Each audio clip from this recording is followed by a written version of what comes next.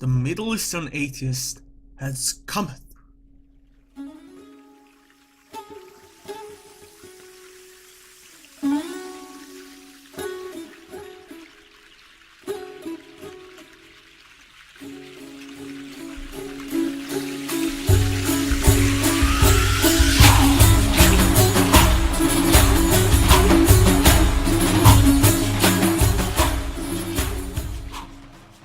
Hello people, what's up? This is the Middle Eastern Atheist. This channel happened because I felt there's not enough representation of people from Middle East that are actually atheists. So I made up this channel and I waited up on making a video for a few weeks, like a week or two, but actually something tells me that I should start making videos. Who knows why? Maybe it's a stronger power above me that is controlling every single movement of my life. But who are we kidding? I'm here to talk some science and some Middle Eastern knowledge. I'm here to be the Middle Eastern atheist. So, when you think science, what is the first thing that comes up to your mind?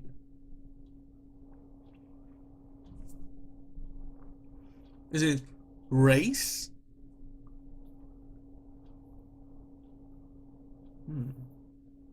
Is it voodoo? Or is it something that has been done, proven, studied upon? What does come up to your mind first when you think science? It depends, you know. If you're from Middle East, you probably think of mathematics, a lot of medical science. If you're from West, you probably think a lot of you will be thinking about a lot of space science, you know, because each region is focused on one thing more than the other one. It's just something that has to do a lot with the culture and the way science progressed through those regions. So in my opinion, science is a universal thing, a boundless, borderless, without any boundaries. It's just there, and it cannot be defined with race. Yet we have this thing. How do we even start to decolonize science? Because science is true because it is science, and you know, what can you do? And my response to that was, if I personally were committed to enforcing decolonization, science as a whole is a product of Western modernity, and the whole thing should be scratched off, especially in Africa. So if we want practical solutions to how to decolonize science, we'd have to restart science from, I don't know, an African perspective, from our perspective of how we've experienced science. Yeah, that one. I know I'm kind of a week or two late about this one, but I have been thinking, and it kind of doesn't make sense to me to say that science is Western, especially when I think about the fact that a lot of stuff that science is built upon, a lot of the mathematical stuff, is founded in Far East and Middle East. It's like, come on guys, zero. A whole lot of scientific stuff is like bound to that zero that came from Middle East. The entire numeric system that we are using is based on what is wrongly called the Arabic numeral system, which is actually the Indian numeral system that was brought to Middle East by Persians that then went to Arabs and then the rest of the Western world. You know, these things are basically just part of that culture. how can we put a boundary on science? Because we know that in Middle East they did a lot of stuff with mathematics and this kind of scientific parts. We know that in the Middle East and India in the ancient times they studied the planets and the stars, and we know that. And we also know that in West, in India, I'm sorry, in Italy, there were people that studied uh, planets again around Renaissance and those times. There were people that worked on science and they were great. We know that we had people like Da Vinci that studied human body, um, something that hadn't been done for a millennia, something that had been banned. Um, we know we got all these people from these different parts of the world that did science, not from just Italy or just Middle East, but Middle East, Italy, Far East, upwards to Scandinavia. You know, all these parts of the world, they did science. And no matter if you're from Middle East or if you're from Europe, if it's scientific and if it's proven and if it's redoable, it's something that you can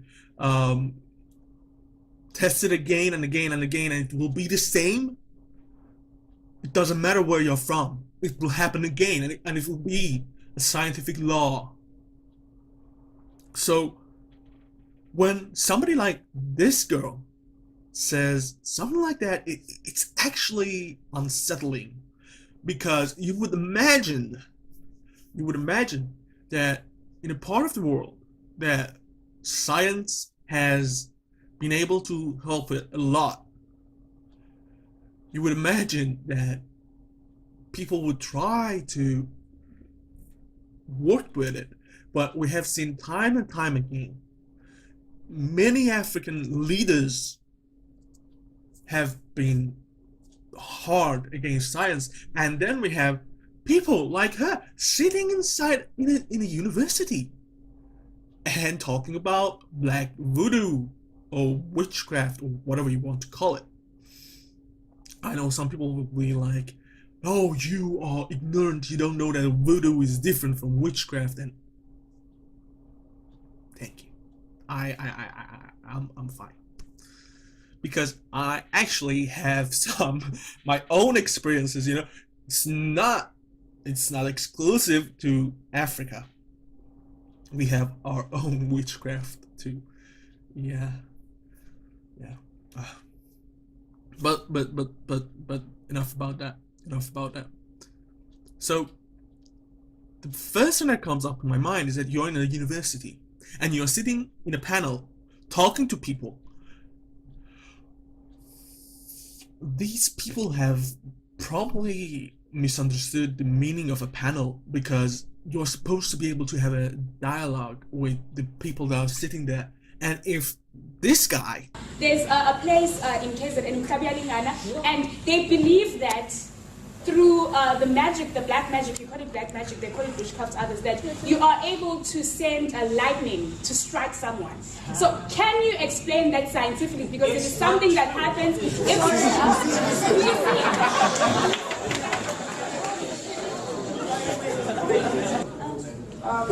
I need to address you directly.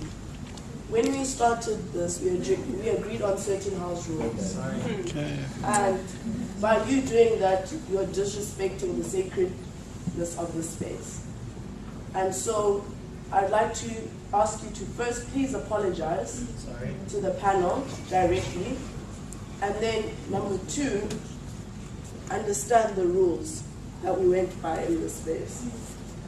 Because it's going to be very problematic. When we started, this is not an antagonizing space. And so what you're trying to do is collapse the space and make it antagonizing, which we will not allow. This is a progressive space for people to say their opinions. And we have noted how those opinions are going to be laid out. So I would like you to first apologize and then go on and agree to abiding by the rules of the space. Otherwise, I would, if you're not willing to do that, I'd please ask you to remove yourself from this space. But those are the rules of engagement of this space. And if this guy talks to you, you should be able to talk back to him, not be like, don't bring up stuff. You are being antagonizing just by disagreeing with me.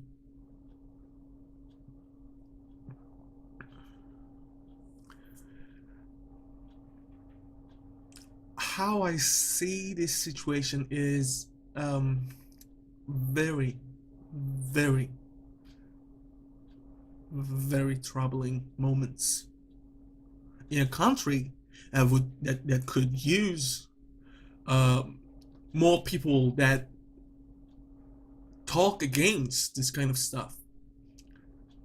Because in South Africa, the pass rate, the pass grade, the passing score is at 30%, as in you just need 30% points to pass the next grade, which is less than ideal. I don't think anywhere else in the world does that. It's crazy. I don't know how people will be calling me stuff for saying that it's crazy, but for God's sake, it's crazy. So, you know, actually questioning stuff inside the university is the whole point of the university.